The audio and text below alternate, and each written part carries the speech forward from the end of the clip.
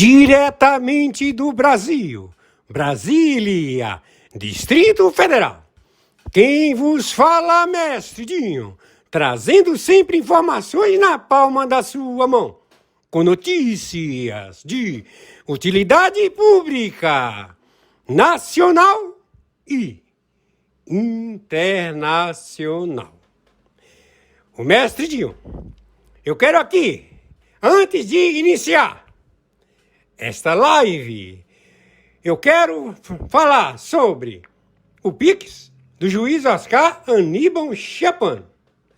Pix, Oscar Aníbal Chapan, @gmail.com. Repito, Oscar Aníbal Chapan, @gmail.com. Está na descrição desse vídeo. Meus amigos e amigas, quem vos fala, mestre Dinho. O mestre Dinho, eu quero aqui, no nome do Senhor Jesus Cristo, a seguir a live do juiz Oscar Aníbal Chapan, hoje dia 21 de junho do ano de 2025. Muito bom dia, sábado 21 de junho de 2025. Horário 6 horas da manhã, 56 minutos.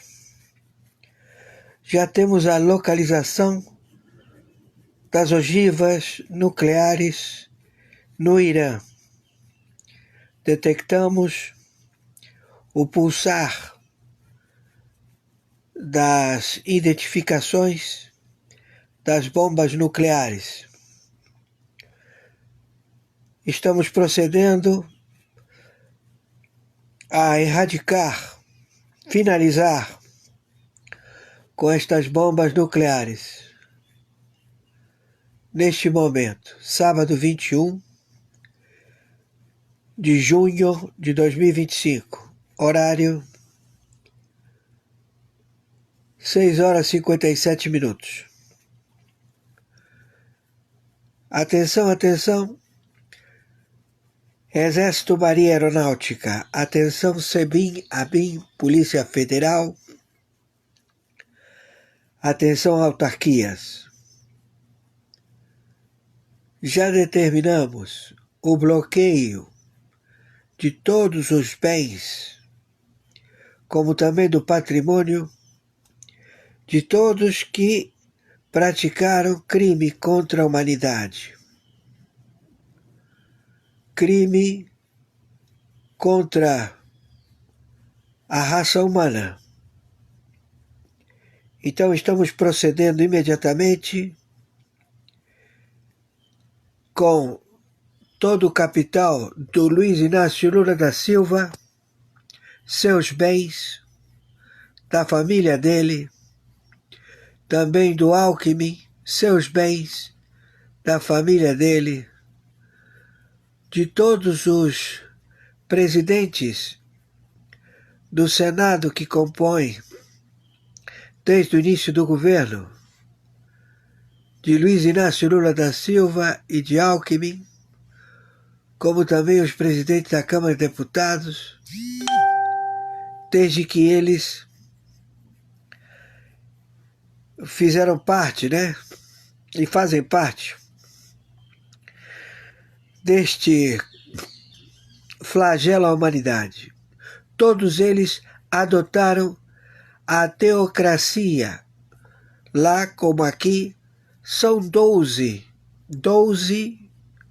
juízes da Shura, lá em Irã, e aqui são 12 no Supremo Tribunal Federal.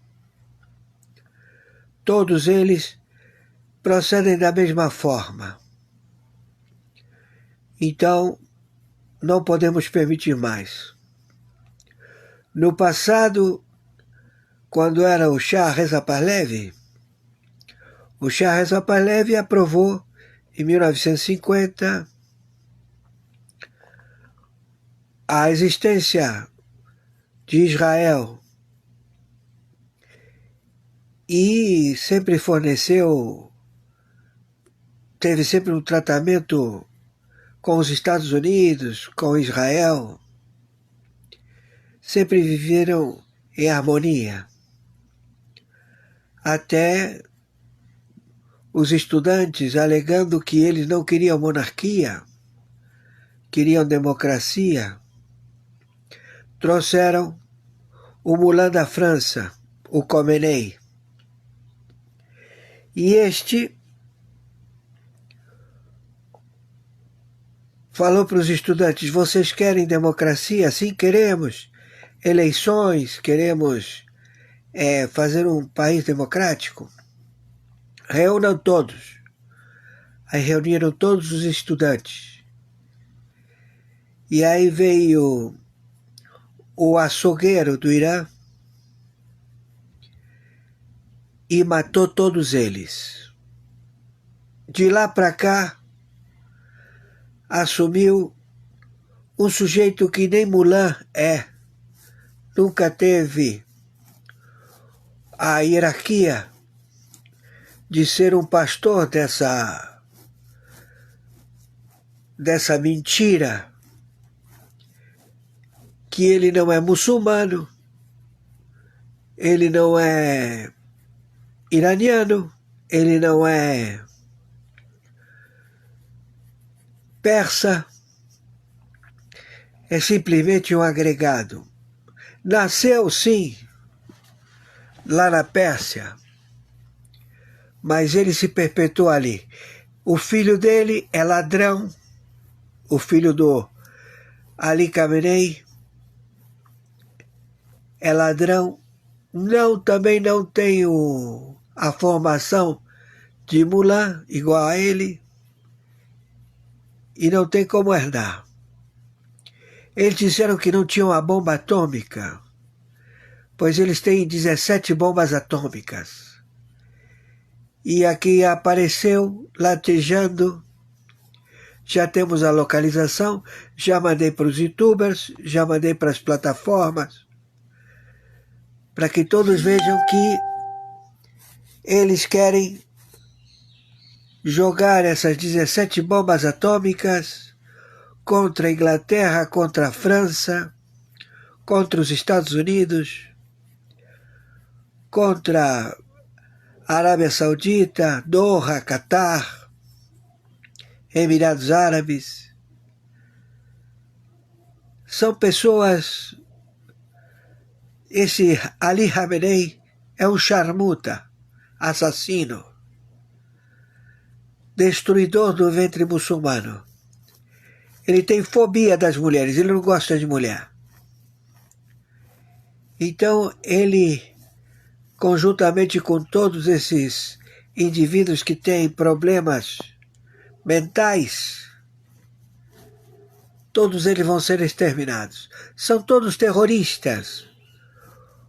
O exército dos dragões do Irã não é um exército de carreira, são terroristas. Então vamos proceder com eles imediatamente. No dia de hoje, sábado, 21 de junho de 2025, horário 7 horas da manhã, 4 minutos.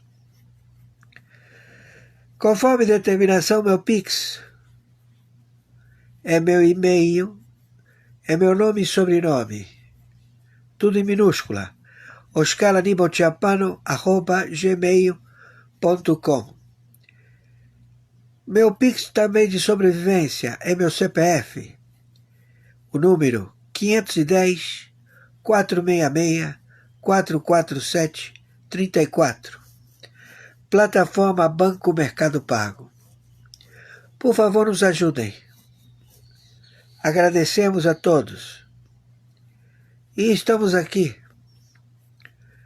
vendo esses careca filha da puta, torturador, líder do Comando Vermelho.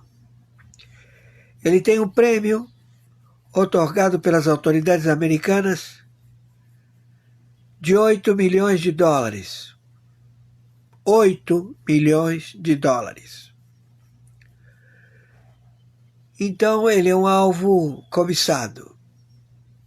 Como também vários integrantes do Supremo Tribunal Federal que têm também os seus bens confiscados em qualquer lugar do planeta, através da lei IEPA, e serão entregues às autoridades, porque eles são terroristas, porque nós estamos numa guerra contra o terrorismo e o narcotráfico.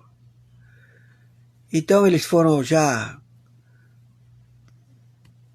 com provas irrefutáveis de responsabilidade, e nenhuma autoridade pode dar procedimento ao que eles determinarem.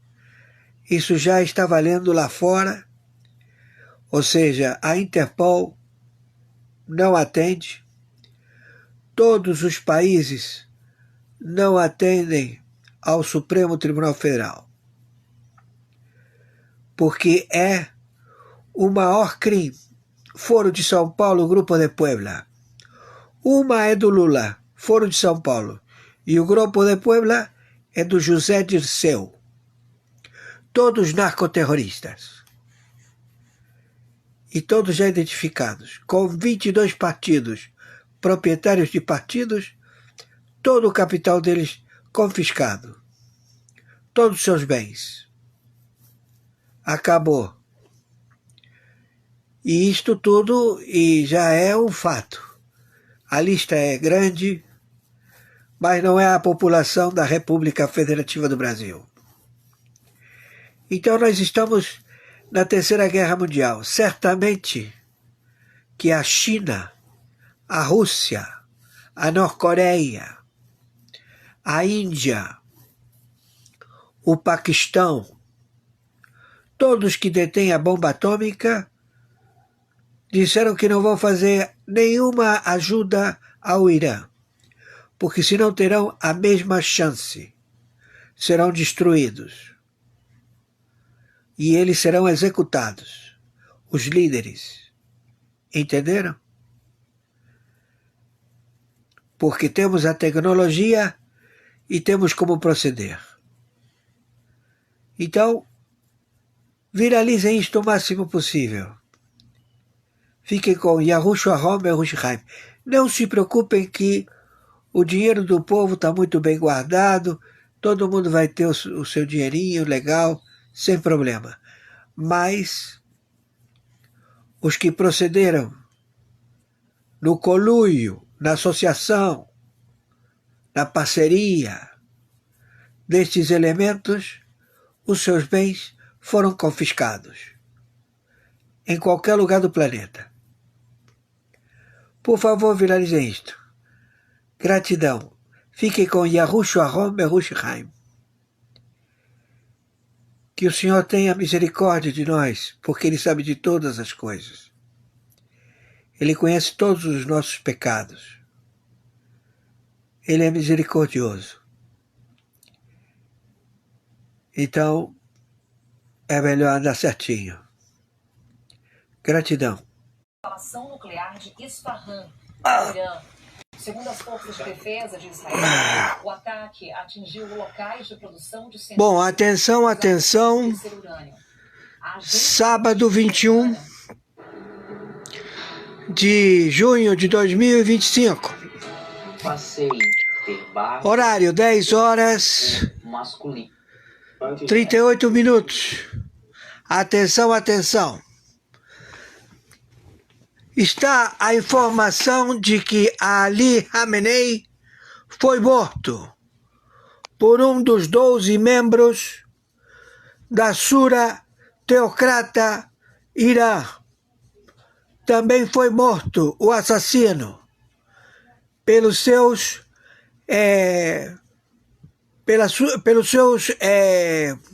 seguranças, né? Então, é o que está correndo no momento. Ali Khamenei foi executado por um dos 12 que compõem a teocracia da Shura muçulmana do Irã. Um dissidente deles lá dentro não gostou dos 3 que foram propostos como sucessores e o assassinou. Os seguranças de Khamenei procederam também a executá-lo. Então, dos 12, ficaram 10. Não se sabe se é um dos... certamente que não é um dos 3 sucessores que foram levantados por Ali Khamenei.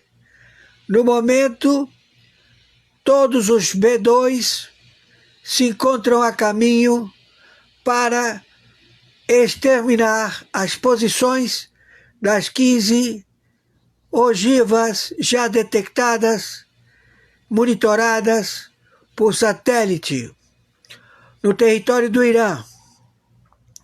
Já Isfahan não existe mais e também está sendo monitorado o deslocamento das bombas que estão monitorando Arábia Saudita, Dubai, Catar, Europa. Estão apontadas para a Inglaterra, França, Alemanha. Tudo isto já identificado. Então, todos os B2, tanto do Pacífico, das bases na região da China, se deslocaram para este evento. A China, a Rússia, o Paquistão e a Índia não se manifestam em apoio ao Irã. Não querem saber absolutamente nada deste evento, alegando que estes indivíduos terroristas saíram da lógica. Então todos eles se retiraram. China, Rússia, Paquistão, Índia. Não estão no contexto. Norte-Coreia está com desavenças com a França. Está, não se sabe, com o acervo de Ali Khamenei de mandar as ogivas para a França. Bom, conforme determinação, meu Pix, oscaranibaltiapano@gmail.com. Meu Pix de sobrevivência também, CPF 510 466 44734. Banco Mercado Pago. Por favor, nos ajudem e vamos orar. Mas, torno a repetir, as 15 ogivas estão monitoradas por satélite e todos os B2 que estão se deslocando para o Irã para proceder com o extermínio deste acervo atômico já determinado. Então, a região ela está observada. China, Rússia, Paquistão, Índia não tomam parte deste procedimento. Não favorecem em absoluto o Irã. Por favor, maiores informações, entraremos em contato. Viralizem isto o máximo possível.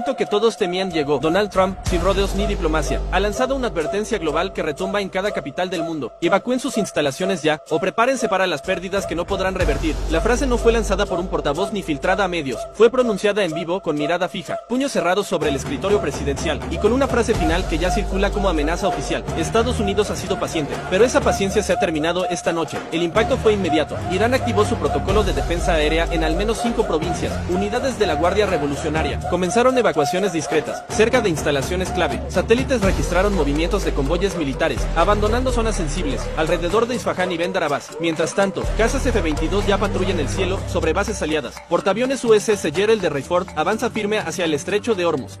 Unidades navales adicionales se posicionan frente a Siria y el Mar Rojo. Israel, aislado durante días, ahora siente el respaldo total del poder estadounidense. Netanyahu habría hablado con Trump minutos antes del anuncio, en una llamada catalogada como coordinación final. Este no es un apoyo simbólico, es un despliegue real, visible y con objetivos calculados. China observa, Rusia mide su próxima jugada, y Medio Oriente contiene el aliento. They drew headlines, isn't still to cross them. Donald Trump ordena el despliegue de aviones de combate rumbo a Israel. Tras una reunión de emergencia, aseguró que respaldará a su aliado sin pensarlo y advierte que si el conflicto se extiende, Estados Unidos ya está listo para actuar.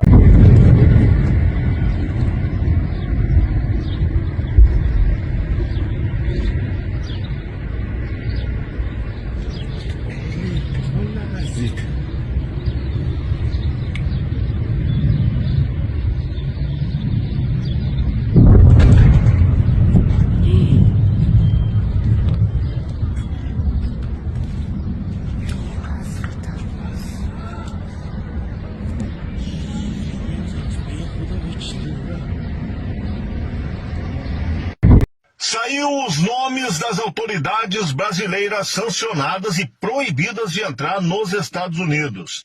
Relação ainda preliminar de nomes, segundo informações, vai aumentar essa lista, mas ela acabou de ser divulgada e vou trazer em primeira mão para você. Quem divulgou foi o jornalista Paulo Figueiredo, que mora nos Estados Unidos, ele que está acompanhando de perto essa situação toda das sanções. Há pouco nós falamos aí das sanções, do que o Marco Rubio falou, de como ele se posicionou em relação a isso, e agora a lista confere aqui comigo.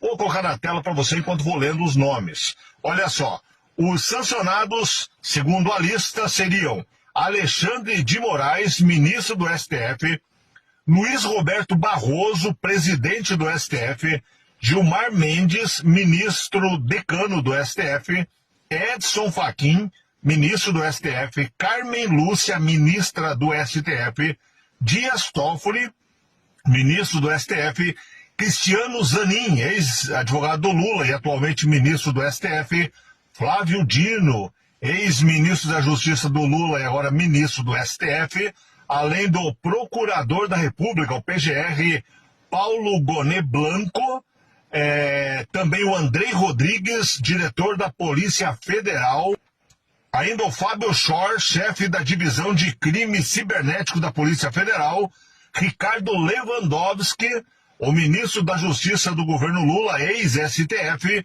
Rodrigo Pacheco, ex-presidente do Senado, né, até o final do ano passado, também estaria sendo sancionado.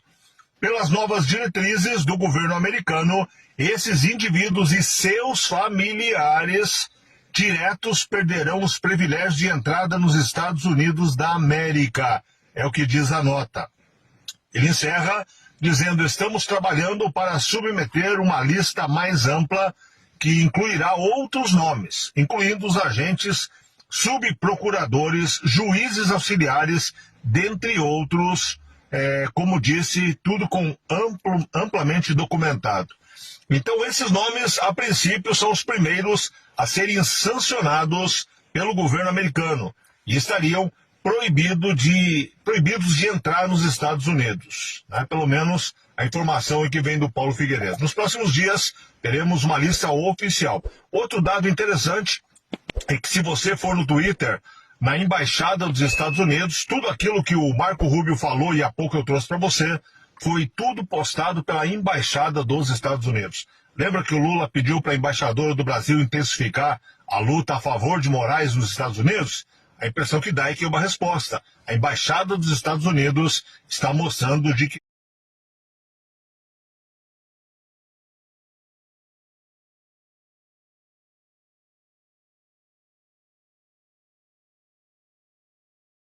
Saiu os nomes das autoridades brasileiras sancionadas e proibidas de entrar nos Estados Unidos.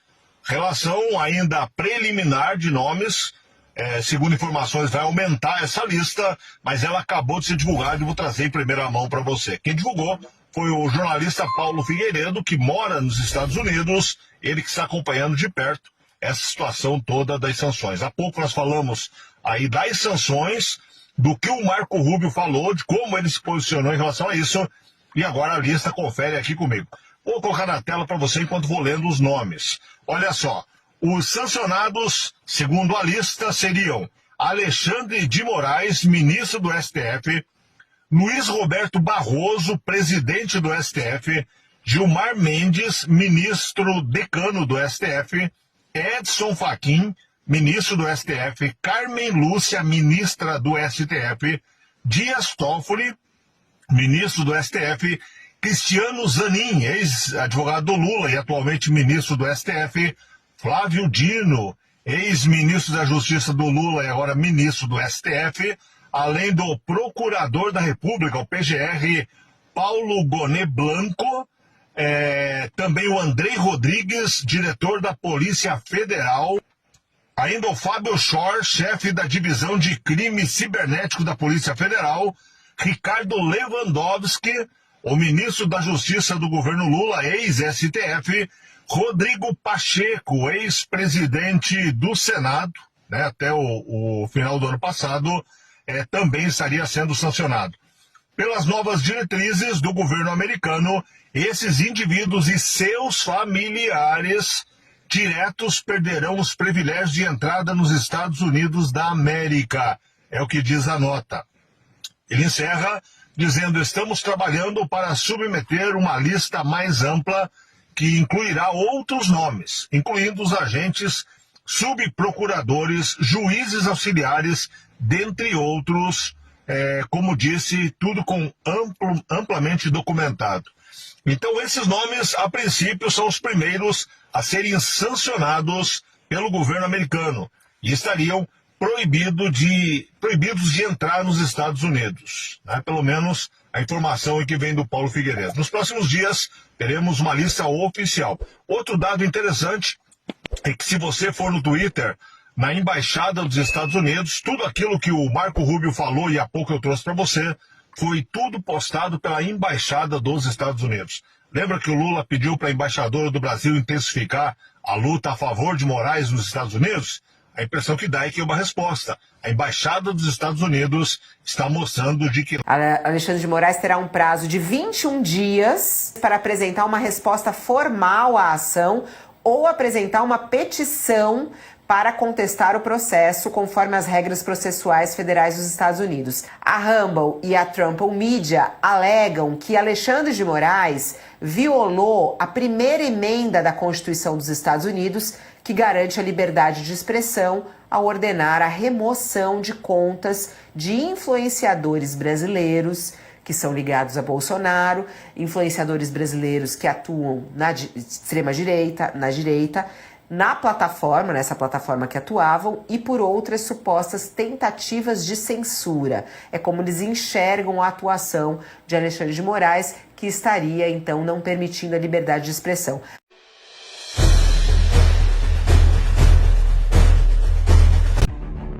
El dragón se apodera de una base del tío Sam.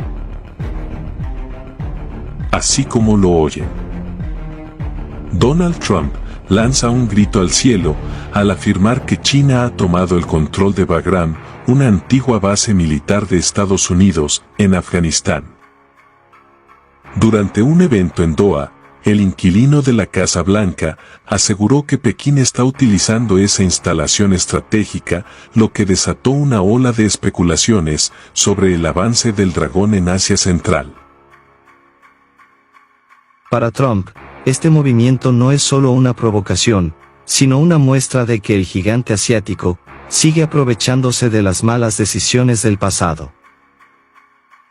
Aunque aún no hay confirmación oficial de la ocupación, las declaraciones ya han generado tensiones diplomáticas y dudas sobre la estrategia del tío Sam en esa región.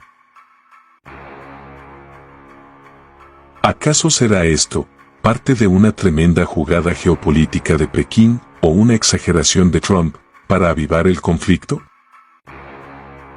Sin embargo, lo que sí es cierto es que esta acusación pone en el foco la creciente influencia del dragón asiático en zonas que antes estaban bajo el control del imperio en decadencia. O Brasil passou a ser suspeito de fornecer urânio de forma dissimulada para o Irã. Se isso se confirmar, gente, vocês não fazem ideia do tamanho da bronca que a gente vai ter que abraçar. O Brasil passou a ser investigado tanto pelo Serviço Secreto Israelense quanto pelo Serviço Secreto Americano. Está investigando a origem do urânio que apareceu lá no Irã. Eles descobriram que o Irã tinha mais urânio do que se imaginava. Existe uma suspeita muito grande que recai contra o Brasil. Nós tivemos um apagão aqui e durante esse apagão desapareceram cápsulas de urânio semi-enriquecido, não era enriquecido. Ele estava a 45%. Logo depois, em março, vieram aqueles 2 navios iranianos que receberam protestos americanos, coisa e tal, que atracaram aqui no Rio de Janeiro. Ninguém sabe o que eles vieram fazer no Rio de Janeiro, assim como também ninguém disse aonde está o urânio. Até hoje não apareceu o urânio. Coincidências são coisas que sempre nos levantam suspeitas. Olá, para você que se liga na Gazeta do Povo, está no ar o Sem Rodeio, seu programa diário de jornalismo independente. Eu já te convido a fazer parte do nosso Sem Rodeios, deixando o seu like, joinha importantíssimo para o nosso trabalho, deixando o seu comentário, seu desabafo e compartilhando o Sem Rodeios com seus amigos e familiares. Assim todo mundo fica muito bem informado. Te chamo também, meus amigos, para serem assinantes da Gazeta do Povo, promoção que o grande Vitor Kunz, o Vitor K, filho da Patrícia, colocou na tela.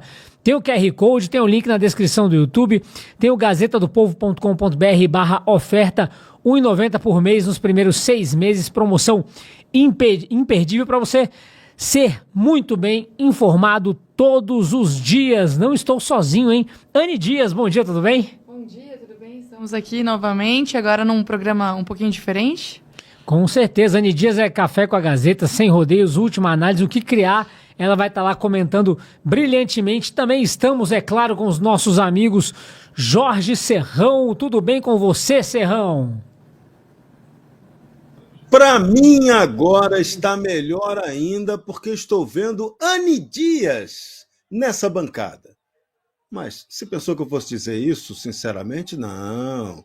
A verdade da verdade é que estou muito feliz em ver Guilherme Oliveira aqui também. Só estou lamentando que ele não esteja vestindo aquele terno garboso que ele utiliza todo dia para apresentar o Café com a Gazeta. Mas sou obrigado a falar a verdade. Minha musa não estar hoje no programa, para mim é uma tragédia, mas tudo bem, vamos tocar em frente, porque a gente é profissional e tem que aguentar todos os sacrifícios. Muito bem, meu amigo Jorge Serrão mentindo aí, dizendo que está feliz em me ver. Brincadeira, Serrão, não dá para ficar de terno toda hora, não dá para ser lindo toda hora, apenas humilde. Meu amigo André Marcília, que também está aqui. Que alegria, que saudade de você, André Marcília, meu amigo. Tudo bem com você? Tudo bem, não é verdade que a alegria é sua, mas tudo bem, eu também não é minha. Fazer o quê? Assim é a vida. Cumprimento você, Guilherme, bom te ver aqui de volta, Anne, Serrão e toda a audiência. Muito bem, meus amigos, já agradeço a Rossana Bittencourt pela oportunidade de estar num dia aqui com o André Marcília e com o Serrão, além, é claro, da Anne. Sempre uma diversão estar com vocês aqui, meus amigos. Vocês estão liberados no chat, inscrevam o que vocês quiserem. Aproveita que a Rossana volta só terça-feira, segunda sou eu.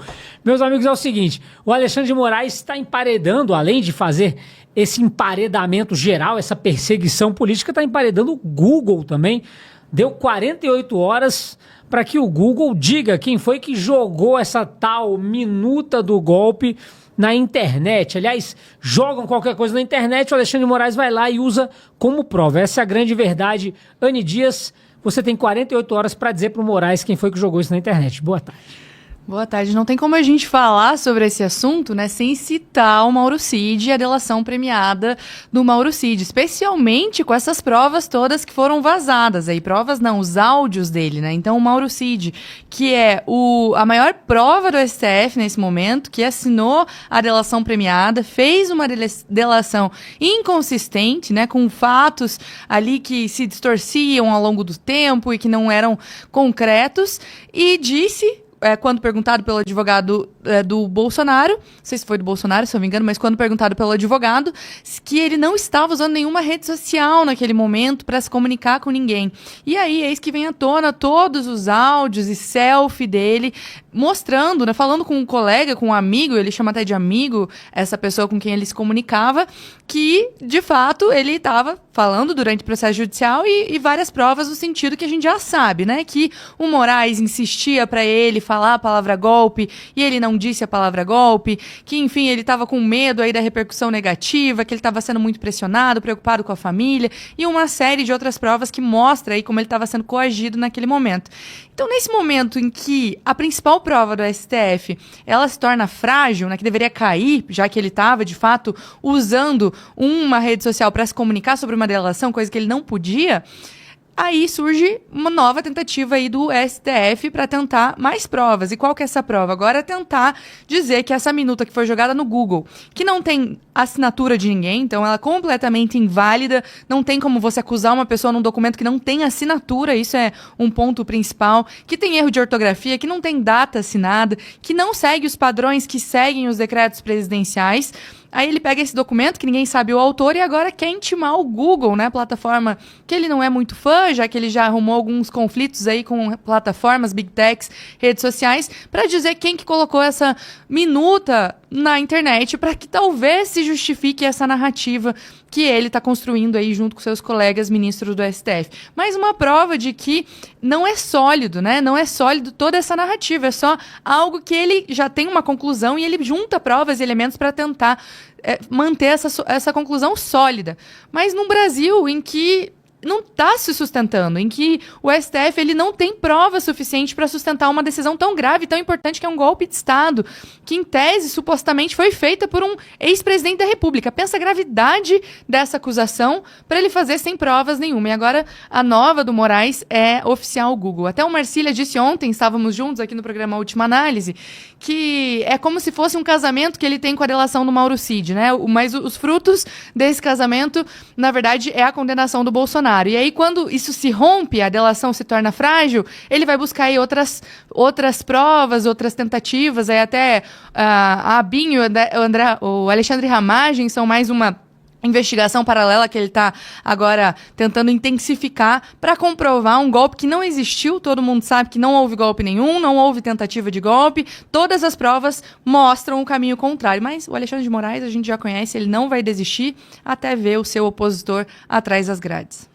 Isso aí, minha querida Anne Dias, registrando mensagem aqui da Sandra Helena, sempre com a gente lá de Nova Friburgo, Rio de Janeiro, Maria Miguel também, Ivan Ribeiro, Guilhermino, Vera Lúcia, Luiz Inácio, que não é aquele, grande Luiz Inácio, sempre com a gente, Palmira Nascimento também, o Kleber Pereira, Luciana Roberta, saudades de vocês, e o Luciane, Anne maravilhosa, conhece a Luciane Dias? Conhece, imaginei. Também a Maria Augusta, que bom te ouvir, Guilherme, obrigado, também estava com saudade de vocês, a Rosângela Linhares Pereira, muito obrigado, o Eric Rossini. Meus amigos, vamos para Jorge Serrão. Serrão, esse pedido aí dessas 48 horas, o pedido da defesa do Anderson Torres, ex-ministro da Justiça, ex-secretário também do Distrito Federal, de Segurança Pública do Distrito Federal. Vamos ver o que acontece agora. Alexandre de Moraes põe na parede o Google, Serrão. Então eu vou ajudar, vou facilitar tudo. Saudações, meus amigos, meus amados haters, meu povo da Gazeta do Povo. Ministro Alexandre de Moraes mandou perguntar para o Google quem foi que publicou a tal minuta do golpe lá na rede social. Tem uma resposta bem possível, bem plausível. Um dos que publicou foi um site famoso jurídico do nosso país chamado Consultor Jurídico. Eles pegaram uma cópia daquele papel, daquela folha de papel, 4 páginas, que foram redigidas e jogou lá na rede social. Consultor Jurídico, tá lá, tá escrito lá, tá lá no Google. Procura no Google, precisa ir longe. Tá no Google, dá uma googada lá, Minuta do Golpe. Você vai achar lá, Minuta do Golpe, PDF, consultor jurídico. Tá aí, tá explicado quem publicou, quem veiculou. Agora, uma pergunta que nem o Google e talvez nem a mais sofisticada inteligência artificial tem a condição de responder é, e aí a pergunta dói, a resposta pode doer mais ainda, mas a pergunta já é ruim. Quem escreveu essa excrescência? Esse é o detalhe importante, porque essa cópia que está aí publicada nas redes sociais foi o tal papel encontrado lá no meio dos papéis naquela busca e apreensão feita na casa do então secretário de Segurança do governo do Distrito Federal, que estava nos Estados Unidos viajando quando foi feita essa busca e apreensão na casa dele. Encontraram esses papéis. Não tem timbre de nada, não tem assinatura de coisa nenhuma, não tem data especificada. Tá? Eu me lembro muito bem disso, que eu ainda estava na TV Jovem Pan quando essa estupidez foi veiculada. E esse documento, a minha primeira reação quando eu ouvi essa história foi de que esse texto proposto é uma imbecilidade tacanha. Se isso estava no meio dos papéis lá do Anderson Torres, com certeza não foi ele que escreveu isso, porque o troço é de uma imbecilidade total. Quem escreveu deveria ser banido do mundo jurídico. Que olha qual é a ideia do decreto. Vamos lá, começar logo pelo que ele fala, pelo que ele diz. É importante, porque as pessoas falam, o decreto do golpe, mas ninguém viu, ninguém leu. Então vamos lá, vamos falar dele. O que diz esse decreto? Decreta estado de defesa previsto nos artigos 136, 140 e 141 da Constituição Federal, com vistas a restabelecer a ordem e a paz institucional a ser aplicado no âmbito do Tribunal Superior Eleitoral para apuração de suspeição, abuso de poder e medidas inconstitucionais e ilegais levadas a efeito pela presidência e membros do tribunal, verificados através de fatos ocorridos antes, durante e após o processo presidencial de 2022. Esse é o espectro, a abertura desse decreto. Vamos lá, pelo amor de Deus, 13 vezes. Uma bobagem como essa não poderia ser levada em conta por ninguém. Em primeiro lugar, decretação de estado de defesa que dependeria de autorização do Congresso Nacional. Ok, tá, mas decretação de estado de defesa no prédio do Tribunal Superior Eleitoral. Caramba, isso é de uma imbecilidade, de uma tacanhice, de uma estupidez total. Então, não dá para acreditar que alguém tenha pensado nisso, tá?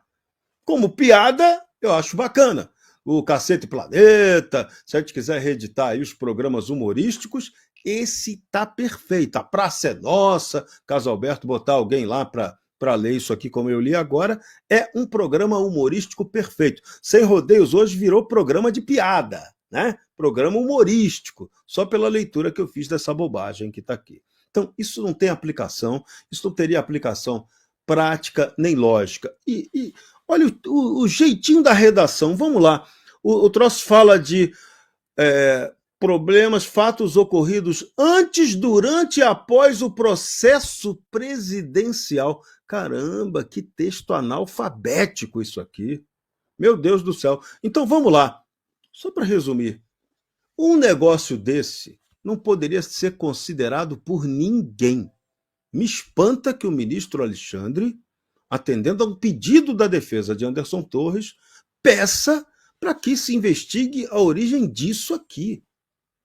Ou quem botou no Google. Quem botou está lá, foi o consultor jurídico, foi um dos que botou. Podem ter outros que tenham botado. Agora, ministro Alexandre, o senhor tinha que perguntar para a mais sofisticada inteligência artificial do mundo. De repente, podia pedir até uma consultoria para o Elon Musk, para ver se ele ajuda o Brasil nisso, né? Para responder quem foi o imbecil que escreveu um negócio desse. Isso aqui é uma piada. Isso aqui não dava para ser levado a sério em nenhum momento. Em janeiro de 2023, quando isso foi veiculado, foi falado que isso saiu, que foi achado com Anderson Torres, eu me lembro, eu falei no programa da Jovem Pan que isso era estúpido, que isso era imbecil, que isso era inaplicável. Caramba! E aí isso virou o motivo de um processo judicial, tentativa de golpe de Estado para a tomada do poder contra o presidente Bolsonaro e tantas outras pessoas, justificou as condenações do 8 de janeiro, meu Deus do céu! Em que planeta que a gente está vivendo?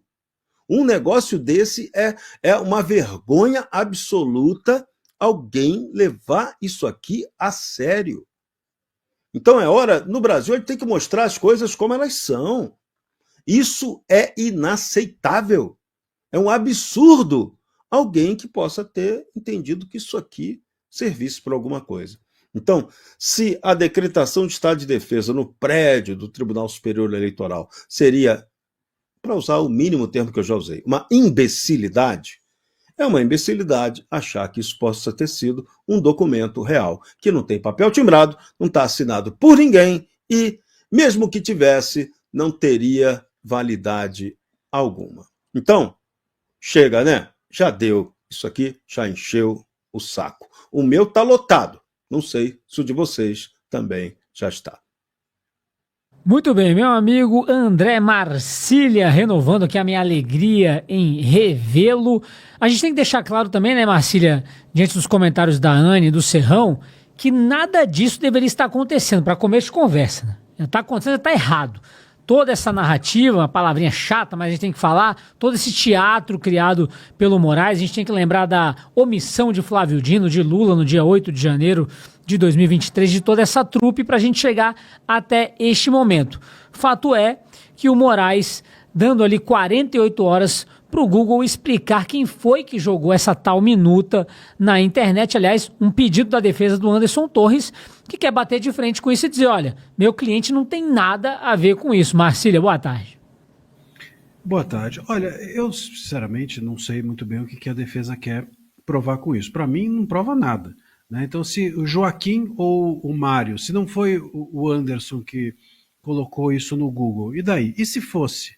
E se for o José, ou o Mário, ou o Pedro, isso prova o quê? Quer dizer, essa minuta, ela precisa ser do golpe para que seja relevante se quem jogou no Google. Vocês entendem? Tem uma questão anterior aqui que a gente está esquecendo de contingenciar. Então, vamos lá, eu estou chamando uma receita de bolo de cenoura de minuta do golpe, e aí a pergunta é, quem jogou a receita de bolo de cenoura? Não, peraí, a questão é se a receita de bolo de cenoura era uma minuta de golpe ou não. Se essa minuta foi jogada no Google por A, por B ou por C, pouco importa. O que importa é se ela era a tal minuta do golpe. Se ela não for, não interessa. Pode ser jogada no Google por quem quer que seja. Então, eu não sei. Esse é um pedido da defesa. Acho que a defesa tem que agir da forma que acha que lógico, quem sou eu aqui para dizer o que as defesas devem ou não fazer. Mas eu não entendo qual é a relação, de qualquer maneira, entre esse fato e realmente e o golpe, né? Esse documento que está no Google, ele em momento nenhum foi dito por ninguém que era uma minuta para dar-se um golpe. Ninguém chegou e pegou, essa aqui é a minuta que a gente estava planejando para o golpe. Então deixa eu ver quem jogou no Google. Foi o fulano? Opa, então o fulano está envolvido no golpe. Aí sim teria uma relevância. Mas se ninguém assume que essa era a minuta do golpe, bom, pouco importa quem jogou. Pode ter sido um menino que inventou esse negócio, jogou lá, uma menina, enfim. Então, esse é o primeiro ponto. O segundo ponto, que a gente não pode também confundir, que é o seguinte, o que se cogitou, o próprio Bolsonaro, durante o seu depoimento, disse que cogitou-se, ele usou inclusive essa palavra, cogitou-se a decretação de um estado de sítio ou de defesa, e isso Bolsonaro disse. Agora, em momento algum ele disse que essa decretação de estado de sítio ou de defesa que cogitou-se. Cogitar não é crime e nem estado de sítio ou de defesa é crime, é um instituto da Constituição. Em momento algum, isso que foi cogitado está linkado com esse documento do Google. Ninguém chegou e falou assim, cogitamos dar decretar estado de sítio. Ah, cogitou-se? Cogitamos. E é esse o documento aqui com erro de português? É esse mesmo. Ninguém fez isso. Então a relação entre o que vai se achar ali no Google e o que o Bolsonaro disse não tem nada a ver uma coisa com a outra. Vocês percebem? Então tem um documento apócrifo, ou seja, sem assinatura, que está no Google, cheio de erros de português, que é uma besteira imensa, que sei lá quem botou lá, sei lá por qual razão, que está circulando como circula na casa no zap da minha avó, um atestado ali de que o mundo vai acabar, como circula uma notícia falsa, como circulam essas coisas, circula essa minuta aí no Google. Ponto, isso não tem nada a ver. O que o Bolsonaro disse é outra coisa, que houve a cogitação da decretação de um estado de sítio. Isso é legítimo, isso não tem nada a ver com essa minuta, essa cogitação é uma cogitação que é legítima, novamente, que está amparada na Constituição, e como bem disse agora o Serrão, como lembrou o Serrão, o Congresso, para que a decretação do estado de sítio ou de defesa, mas sobretudo de sítio, seja válido, o Congresso precisa aprovar. Então era um golpe, segundo essa narrativa, se a gente acreditar que a minuta do golpe seria a decretação de um estado de sítio, a gente precisa entender que quem aprovaria o golpe seria o Congresso. Olha que maluquice. Então, o Bolsonaro daria um golpe, o Executivo daria um golpe, com aprovação do Congresso. Você já viu chegar para o Congresso e falar assim, Congresso, estou aqui quero dar um golpe de Estado, será que vocês aprovam aqui essa decretação? Opa, como não? Vamos lá, quebra democrática, vamos prender o Moraes. Claro, vamos aprovar isso aqui. Essa é a narrativa que está no ar. Essa é a narrativa. Então todo mundo sabia do golpe. Só o Moraes. Só não contaram do golpe para o Moraes. Coitado. Ele ficou o último a saber. Sabe aquelas pessoas que vão na festa e ficam isoladas no canto com um copo de uísque, invejando os outros que estão dançando? Era isso. Era a festa do golpe.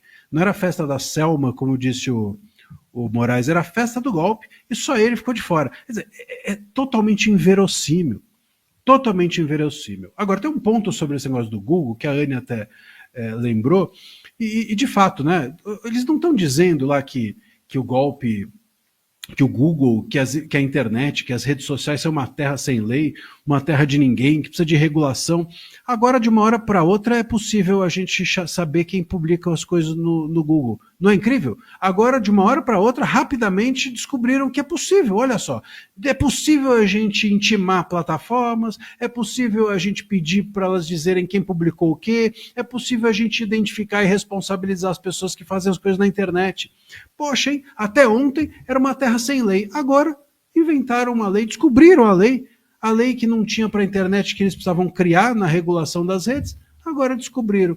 É incrível, não? O Brasil, todo dia tem uma descoberta nova. Muito bem, meu amigo André Marcília, convidando todos vocês para deixarem o like, o joinha, que é importantíssimo demais para o nosso trabalho, comentar, compartilhar também o nosso Sem Rodeios e assinar a Gazeta do Povo, R$1,90 por mês, os primeiros 6 meses e acesso ilimitado a todo o nosso conteúdo. Vitor Cunha já colocou na tela, tem QR Code, link na descrição, tem também gazetadopovo.com.br/oferta. Agora, meu amigo Vitor vai colocar na tela para vocês um print aí da matéria relacionada à CPMI. O Alcolumbre cria a CPMI para investigar fraudes no INSS. Essa comissão parlamentar mista de inquérito, ou seja, envolve senadores e deputados para investigar mais esse roubo, né, envolvendo o governo petista, o governo de Lula. Mais um caso de corrupção aí se tornando emblemático, é a cara dos governos de esquerda mundo afora.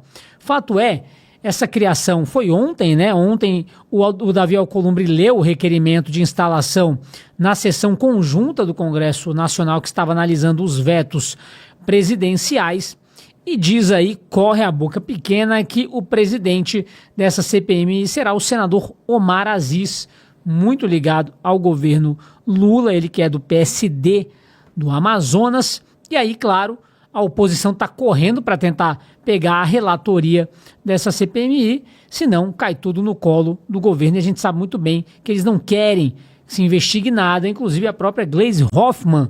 Aliás, a Gleisi Hoffmann, eu sempre falo isso, né? Tem uns apelidos aí da lista da Odebrecht, se vocês quiserem colocar aqui no chat, pode colocar. Ela já chegou a ameaçar parlamentares para que não instalassem essa CPMI. Anny Dias agora é ver com quem vai cair essa relatoria. Fato é que essa CPMI, aliás, só para deixar claro, deve começar só lá para agosto, né? Tem festa junina, férias, sabe como é que é, né, Anny? Pois é, a presidência dessa CPMI por si só ela já é problemática, né? Quando a gente pega o histórico do Omar Aziz, que foi governador do Amazonas, a gente vê que além de ser um parlamentar bem governista da base do governo, assim que estourou essa bomba do INSS, ele não foi o maior favorável, adepto à instauração de uma CPMI. Pelo contrário, ele não só não assinou, como ele fugiu de alguns jornais locais. Hoje de manhã eu dei uma pesquisada nesses jornais, ele não quis nem falar a sua posição como parlamentar sobre o maior escândalo de corrupção do Brasil. Simplesmente fugiu. E aí, quando a gente vê essa pessoa sendo a responsável por liderar uma das mais importantes CPMIs da história, porque a gente está falando de um rombo bilionário, não é nem milionário, é muito dinheiro envolvido. E lembrando, dinheiro que sai direto do bolso dos aposentados, não é dinheiro público, que também seria um problema, né? Claro que é um grande problema desvio de dinheiro público, mas é ainda pior porque sai do bolso dos aposentados diretamente, é uma falta de respeito tremenda. A gente está falando aí de 4 milhões de idosos que tiveram mais de 4 milhões. 4 milhões foram os que se manifestaram. Mas duas Curitibas, isso dá mais ou menos. Curitiba tem 2 milhões de habitantes, então imagine o tanto de gente que foi roubada literalmente por associações e sindicatos no Brasil. E aí, quando a gente tem uma das principais funções do parlamento, que é a fiscalização desse rombo, aí a gente está vendo como o governo está agindo, né? Então, vamos retomar o histórico de tudo isso que foi construído. Quando essa bomba estourou, primeiro que tentaram acusar o governo Bolsonaro, né? Falaram repetidas vezes que não, o problema foi no governo Jair Bolsonaro, começou lá. Não começou lá, começou muito antes, aconteceu também no governo Bolsonaro, mas foi uma sequência do que já estava acontecendo. Durante o governo Bolsonaro, por iniciativa do governo Bolsonaro, foi tentado uma MP, uma medida provisória para a fiscalização dos sindicatos, para que eles prestassem contas de maneira anual sobre os descontos que aconteciam nas pensões do INSS, e isso foi desidratado. Por quê? Porque parlamentares da esquerda, todos eles, tentaram favorecer os sindicalistas e desidrataram essa MP. Primeiro jogaram lá para, ao invés de ser uma fiscalização anual, vamos fazer uma fiscalização a cada 3 anos. E depois desidratou por completo.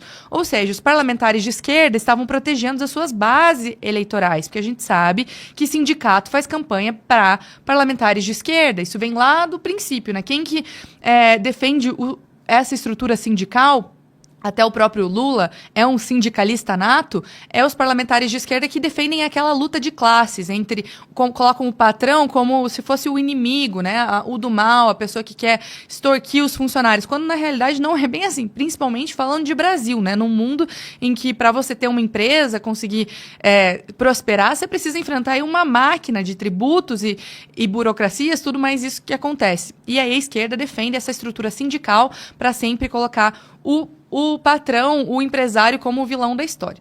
Então, quando a gente volta lá, ok, a esquerda desidratou tudo aquilo que podia fiscalizar e trazer mais transparência para os descontos do INSS. Aí agora, quando o escândalo explode, quando o Carlos Lupe estava à frente dessa pasta, o governo não demite o Carlos Lupe de primeira. Espera, inclusive, toda a pressão que veio, pressão popular, que veio de uma imprensa mais independente, como é o caso da Gazeta do Povo ou da própria população. Aí sim, o Carlos Lupe, em tese, pediu demissão, mas não foi demitido pelo Lula. E aí, quem ele indica é justamente o número 1 do Carlos Lupe, Volney Queiroz, que foi um dos autores dessas emendas que deixou frágil a fiscalização do INSS. Ou seja, a gente está falando de um governo que foi conivente, porque o Carlos Lupe admite que sabia desses escândalos desde 2023, que foi quando estourou, foi quando a gente olha o gráfico, a gente vê o maior rombo, aconteceu em 2023. Carlos Lupe sabia, não foi afastado, não pediu a conta, não foi demitido, pediu a conta só depois, né? Depois de pressão popular, mas na época não pediu a conta, não contou o que estava acontecendo, não fez nada simplesmente, esperou estourar, para daí, quando estoura, aí ele pede demissão. Não é demitido. E aí quem assume é um dos responsáveis por enfraquecer a fiscalização dos sindicatos. Ou seja, mais uma prova de conivência do governo federal. E agora a gente vem com essa notícia de que o Alcolumbre leu, né, o registro da CPMI. Mas o governo já indicou um governista, já indicou um senador que nada fez, um senador que não tem histórico de fiscalização, um senador que muito provavelmente deve passar mais pano nessa situação e proteger aqueles que deveriam ser expostos, aqueles que deveriam estar na cadeia por roubar do bolso de idosos bilhões de reais. Isso é muito grave, é muito sério para o governo estar agindo dessa maneira, para o Alcolumbre estar agindo dessa maneira, pela demora na instauração dessa CPMI, para quando instaura, coloca alguém que vai passar pano. É isso que vai acontecer. Então, o que nos resta, além de ficar fiscalizando e noticiando, falando mais sobre esse absurdo, contando para as pessoas que vocês conhecem tudo isso, porque isso não está de maneira tão escancarada na mídia, as pessoas têm que saber com mais precisão o que está acontecendo. Nos resta isso e também contar com a oposição, que está firme no Congresso Nacional, está pedindo a CPMI, quer participar, quer ter membros participantes nessa comissão, para que sim a gente consiga fiscalizar, investigar e colocar na cadeia, sim, todos os responsáveis por esse rombo absurdo no bolso dos idosos. Com certeza, Anny Dias. Se o Omar Aziz agrada ao governo como presidente da CPMI, vocês já podem imaginar que investigar não vai ser de fato o que irá acontecer. Bom ressaltar também que o próprio Davi Alcolumbre, presidente do Senado, disse que o Omar Aziz é o candidato dele para presidir essa CPMI. Se você não se recorda quem é o Omar Aziz, foi o mesmo senador que presidiu, por exemplo, a CPI da Covid, que foi um papelão tremendo. Teve como vice-presidente, por exemplo, dessa mesma CPI, o Randolfo Rodrigues, para vocês terem noção da situação, e teve como relator o Renan Calheiros. Meu amigo Jorge Serrão, como nós mencionamos aqui, lido o requerimento de instalação, pode ser que aconteça, mas apenas em agosto, essa CPMI, já com Omar Aziz, quem sabe, como presidente. Vale lembrar o que a Anny disse há pouco, né? O governo joga nas costas, o governo atual joga nas costas do anterior essa questão da fraude no INSS, mas é bom a gente lembrar que desde o início do Ministério da Previdência Social com o Carlos Lupe, ele mesmo sabia do que estava acontecendo. E se quiserem jogar, por exemplo, na conta do Michel Temer, é bom a gente recordar também que Michel Temer era vice da Dilma, né, meu amigo Jorge Serrão? Pois é, o absurdo são esses convênios com associações, sindicatos, que permitem você fazer desconto diretamente na folha de pagamento do INSS. Isso aí, liminarmente, tinha que ser proibido. Já era para ter uma regra agora. Primeiro ponto que o Congresso já deveria estar votando fica proibido esse tipo de desconto. Quem quiser contribuir com associação ou sindicato, faça o seu PIX, faça o seu pagamento em separado. Não tem que entrar a máquina pública da Previdência Social para cuidar, intermediar esse tipo de negócio, vamos chamar assim. É negócio, business, ok? Acabou. Então, você já resolveria o problema logo de cara. Segundo, o que é necessário também questionar, isso é fundamental. Quem autorizou que fosse criado um sindicato que não representa nenhuma classe de trabalhadores, porque isso é ilegal. A criação desse sindicato de aposentados e pensionistas é absolutamente ilegal, nula de pleno direito. Quem no Ministério do Trabalho autorizou isso? Quem autorizou? Tinha que ser punido, porque infringiu a lei.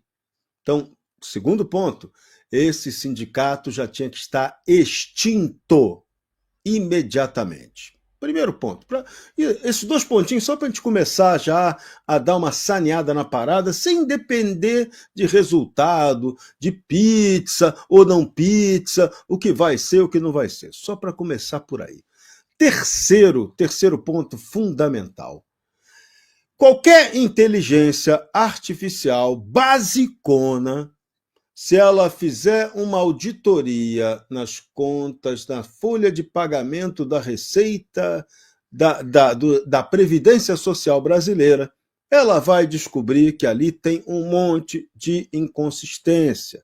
Pagamentos indevidos, a gente que deve estar morta, a gente que não existe, pagamentos duplicados, gente que está recebendo aposentadoria e pensão sem nem ter direito a isso.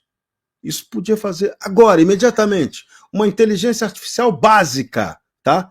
Vai levantar isso aí de cara. Qualquer auditoria mequetrefe faria isso de maneira simples. Cadê? Por que não fizeram ainda essas 3 medidas rápidas, objetivas, urgentes, que independem de qualquer investigação parlamentar? Terceiro, CPI, bacana, Comissão Parlamentar de Inquérito tem importância, né? Vai gerar aí uma confusão, uma pressão política, tá, isso é importante.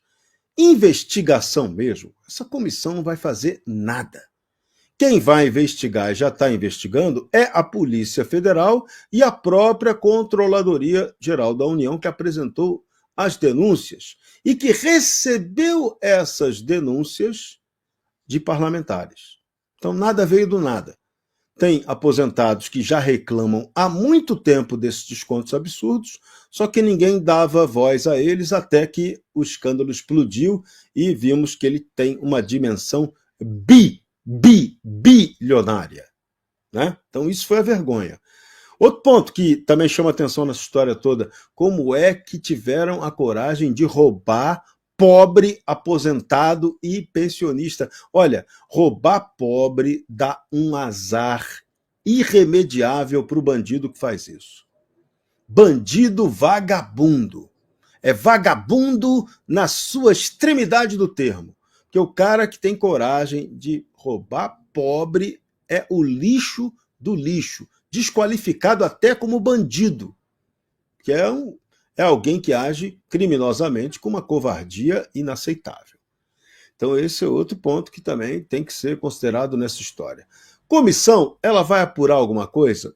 Provavelmente não. Essa comissão ela poderia ser útil, sim, se na composição dela, 15 senadores, 15 deputados, você tivesse gente que tivesse vontade política e competência técnica para repensar o modelo previdenciário brasileiro, para repensar uma estrutura que garanta ao INSS não ser vítima de fraude e nem causar fraude contra os seus segurados. É isso, esse seria o ponto fundamental.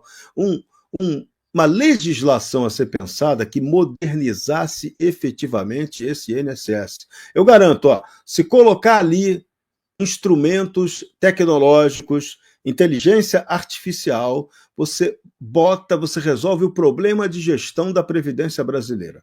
Facinho. Pede ajuda ali pro Elon Musk, o inimigo da canhota tupiniquim. Pede ajuda a ele. Se não quiser pedir para ele, pede para o outro aí que tenha uma inteligência artificial para aplicar ali, para botar ali. Isso aí resolveria o problema. Agora, falta o quê? Vontade política de fazer a coisa certa, de fazer a coisa séria, honesta, de moralizar isso aí, para que a gente tenha o dinheiro que é arrecadado. A Previdência Social no Brasil arrecada a cada segundo. As empresas, as pessoas pagam sem parar para a Previdência Social no Brasil. É o troço que tem mais dinheiro no Brasil. E a entrega dela é ridícula. Falavam aí, antes desse escândalo estourar, que talvez tivéssemos necessidade de ter uma aposentadoria aos 70 anos, porque a Previdência brasileira não aguenta. Ela não aguenta ser roubada, ela não aguenta não ter gestão, ela não aguenta ter tanto canalha que gravita em torno dela. Agora, se a gente moralizar isso, e aí sim, o parlamento deveria dar essa contribuição num debate sério. A CPI ou CPMI vai fazer isso? Muito dificilmente, mas a gente sempre fica na torcida. Nessas horas eu gosto de ser a velhinha de Taubaté que acredita que vai ser tudo lindo e maravilhoso. Vamos ver. Começa mal. Demorou a instaurar a CPMI. Bota a CPMI só para funcionar depois do recesso parlamentar lá para agosto, empurrando com a barriga. Bota de presidente um cara que a gente sabe que não tem vontade de apurar nada relativo a essa história. E ainda pode ficar pior. Imagina quem pode ser o relator disso aí, que vai ser a Câmara que deve indicar, e o relator, o governo quer que seja alguém ligado ao governo, para não criar confusão. Já se especulou até que a Tabata Amaral, né, futura primeira-dama do estado de Pernambuco, né, pelo menos é o planejamento, né, que ela fosse aí a relatora desse caso. Mas, né, talvez não sobre para ela não, porque ela lançou-se na frente e aí a turma já veio para tirar do caminho. Mas, de qualquer maneira, quem tiver ali de relator deve ser alguém governista ou alguém que não vai relatar nada direito para esse troço não acabar bem. Agora, é hora da oposição aproveitar esse momento, demonstrar a fragilidade estrutural da Previdência Social brasileira em termos organizacionais, gerenciais, e mudar essa porcaria. É a chance de começar a mudar esse modelo que prejudica as pessoas que não cumprem o seu objetivo. Se fizer isso, o caminho fica bom. Mas se não fizer nada disso, o Brasil continua como dantes, como sempre foi, o país da corrupção, da picaretagem e da ineficiência da administração pública. Muito bem, meu amigo Jorge Serrão. Aliás, o pessoal no chat proferindo muitos elogios ao Omar Aziz, impressionado com a felicidade de vocês aqui em saber do Omar Aziz como presidente da CPMI. Mensagem da Boni também, grande Boni. Obrigado, viu, Boni? Dizendo que a CPMI é uma perda de tempo, como já era previsto. E mais cedo, meu amigo André Marcília, o líder do governo no Senado, o senador Jacques Wagner, criticou a instalação da CPMI. Veja só, quem diria, criticando a instalação da CPMI, dizendo que vão gastar muita energia para algo que já foi investigado. Eu não sei se ele investigou isso nos sonhos dele, mas fato é que essa fraude bilionária ainda não foi investigada o suficiente, ou pelo menos não chegou nos nomes em que o senador Jacques Wagner não quer que chegue, né, Marcílio? Pois é, aliás, é curioso. Outro dia eu acho que eu vi até o post do Rogério Marinho, salvo engano, mas que ele dizia isso. Ué, se o PT acha que toda essa fraude veio do governo Bolsonaro, então por que eles são contra a CPI, né? Eles vão ser a favor, né? Vamos investigar a fundo para descobrir os podres do adversário. Então essa inconsistência, né, é curiosa. O PT diz que eles não têm nada com isso, que eles salvaram o INSS, o problema todo é das entidades, o problema todo é do governo Bolsonaro, né? O Frei Chico não tem ligação nenhuma com isso, já disseram, até a própria polícia chegou a dizer, daqui a pouco só faltou dizer que o Frei Chico é irmão do Lula, aliás, do Bolsonaro, do Lula, a gente esquece que é, mas é.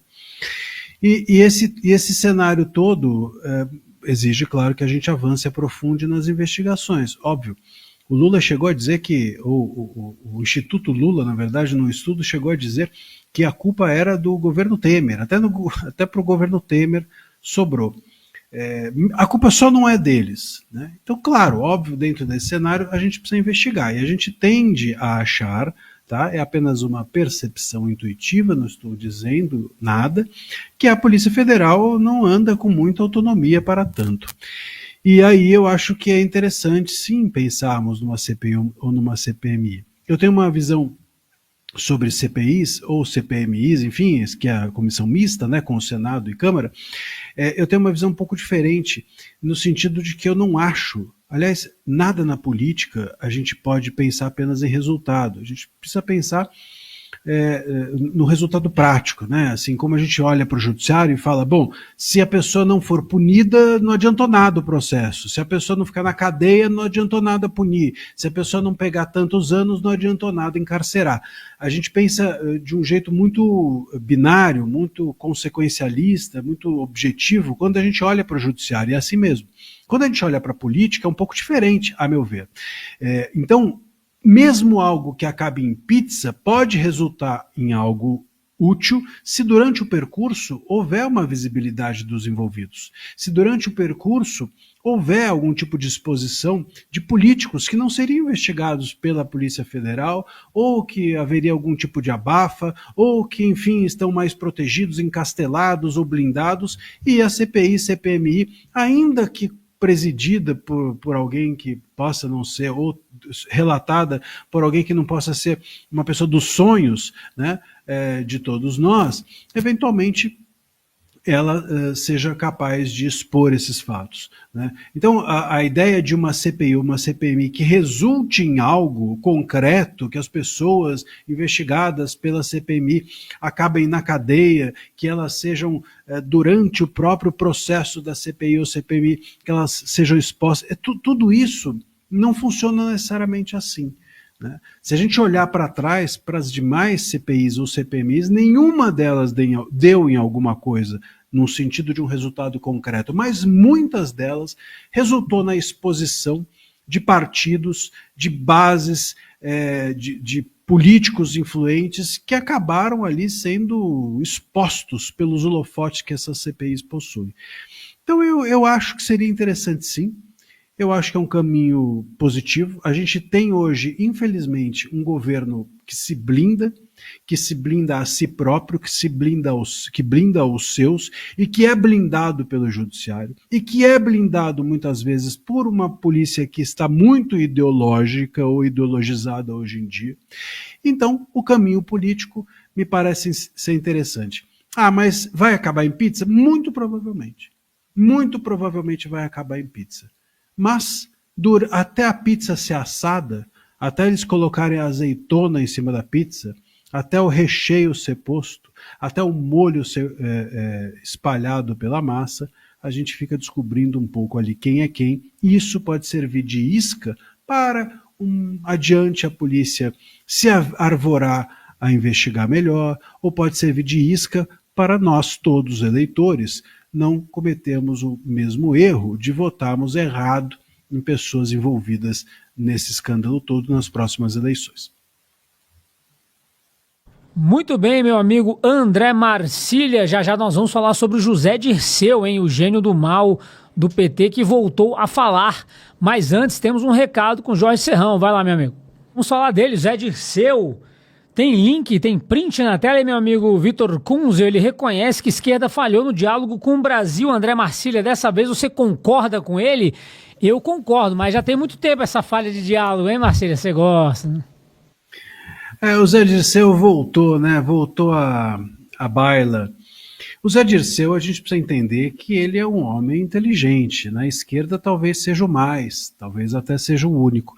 E a gente precisa entender que o Zé Dirceu, ele está fazendo um jogo que é de tentar trazer a esquerda para a realidade, não à toa, mas pensando nas eleições do ano que vem. Então o Lula fica dançando break em Paris, fazendo palhaçada pelo mundo afora, e óbvio que ninguém vota em gente assim, completamente maluca. Mas o Zé Dirceu, ele tenta trazer um ar de racionalidade, tenta fazer com que a esquerda pareça moderada. Ele é o homem que vai tentar criar esse espectro mais moderado na esquerda para as eleições do ano que vem. Eu achei, sinceramente, que essa pessoa seria o Alckmin. Mas o Alckmin, ele, sei lá, enfim, ficou completamente isolado, né, apagado. Eu acho que a Janja apagou muito o Alckmin durante todo esse processo desses últimos anos, e eu acho que agora o Zé Dirceu vai ter essa tarefa, de mostrar que a esquerda não é radical, de mostrar, imagina só, o Zé Dirceu, que a esquerda não é moderada, que é moderada, e talvez fazer esse discurso para ele próprio. Porque ao fazer esse discurso, ele também almeja, muito provavelmente, sair candidato, eu imagino, ao Senado.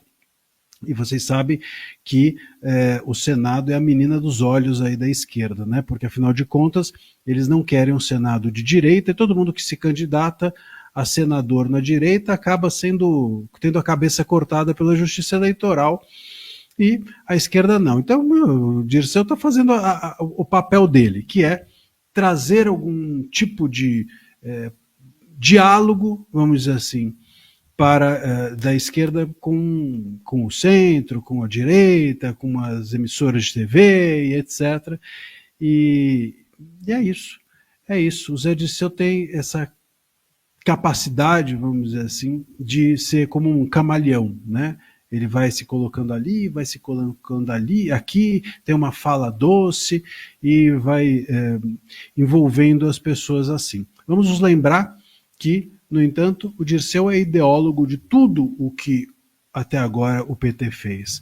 O Dirceu é o que esteve por trás de todos os governos do PT. O Lula só não foi até hoje mais radical porque o Zé Dirceu não conseguiu emplacar aquilo que ele desejava. Aliás, eu acho até que o Zé Dirceu gostaria muito de ter sido emplacado como presidente da República, e se isso tivesse acontecido, não sei não. Vamos nos lembrar que o Dirceu era quem queria controlar as mídias, o Dirceu era a pessoa envolvida, a pessoa que estava por trás da ideia de que não se deveria permitir as críticas que foram permitidas durante os primeiros governos Lula. Ele era a pessoa que não queria conversar com o mercado, enfim, ele é o cara mais radical. Ele tem essa fala doce, mas ele é o cara mais radical, e ele esteve até hoje por trás. Então, há que tomar muito cuidado, porque ele faz esse canto de sereia, mas uma vez eleito, ou uma vez conseguindo o intento de eleger a esquerda para o ano que vem. Eu cheguei a ver uma fala do Dirceu dizendo, inclusive, que eles estão pensando no Alckmin aqui para São Paulo. Imagina só. E aí a jornalista que estava na entrevista falou assim, mas isso quer dizer então que o Alckmin você vai tirar da vice-presidência? Ele falou, não, isso não é comigo. Então ele foi pego um pouco desprevenido, pegaram ele no ato falho de demonstrar que era ele o que estava gerenciando ou que está gerenciando a estratégia do PT para o ano que vem, tanto para a presidência quanto para lugares centrais como São Paulo, porque a gente precisa entender que dentro da presidência, ou dentro do Senado, ou dentro desses cargos muito relevantes para a política, São Paulo é central. Você fazer um governador em São Paulo é muito importante para você alcançar os seus intentos nacionais. Enfim, fiquemos atentos a essa fala mansa, a essa fala doce do Dirceu, porque ele é o ideólogo do PT, de tudo que o PT fez até hoje e de tudo que o PT pretende fazer ainda. Amigos e amigas patriotas, quem vos fala, mestre Dinho. Gratidão para a Gazeta do Povo. O mestre Dinho, eu sou assinante. Gazeta do Povo. É sensacional. Entretanto, eu quero aqui, essa última conversa que teve aí, né, desse conteúdo, no final falou de José Dirceu. Aquele ditador, José Dirceu, não tem como ele ser inteligente. Ele não é inteligente. Ele é comunista. Toda pessoa da esquerda não tem capacidade de nada. Não sabe administrar nada. Certo? José Dirceu é um panaca. Sabe o que é panaca? Bom, eu não sei não, mas panaca é o ditado aqui, o ditado, né? É bem usado no Nordeste, ok? Então, meus amigos e minhas amigas, eu quero aqui os meus agradecimentos. Os meus agradecimentos para o juiz Oscar Aníbal Chapano. Nós acabamos de assistir a live do juiz Oscar Aníbal Chapano e também assistir as matérias. Portanto, o mestre Dinho, eu quero aqui encerrar. Bom dia, boa tarde, boa noite ao planeta Terra, especialmente aos meus amigos e amigas patriotas. Fui! Diretamente do Brasil, quem vos fala, mestre Dinho, trazendo sempre informações na palma da sua mão. E o meu convite especial, por gentileza, entra na descrição desse vídeo. Urgente! Clicar nos links abaixo. É uma surpresa e você pode ganhar muito dinheiro. Repito! Urgente! Clicar nos links abaixo. É uma surpresa e você pode ganhar muito dinheiro.